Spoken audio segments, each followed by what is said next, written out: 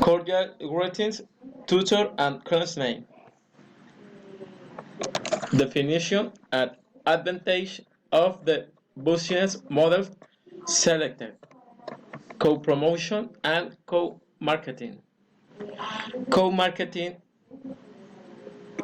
collaborative marketing consists of the collaboration of two companies to join their efforts to promote a co-branding after co-branding in a co-marketing partnership. Both companies promote a part of the content of the product and share the result. Advantage: profitability. It involves merging resources, budgets, talent, and equipment from two brains.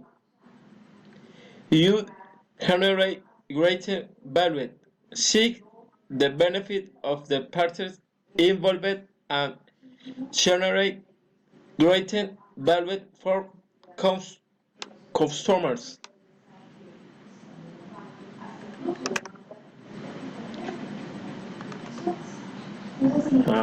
Head of agreement structure. Problem to negotiate biotechnological products. Problem related to protect of in the intellectual property. Sometimes owner of intellectual property lose their right because they don't take into account the kind of licenses in order to protect their intellectual property. Problem related to value technology.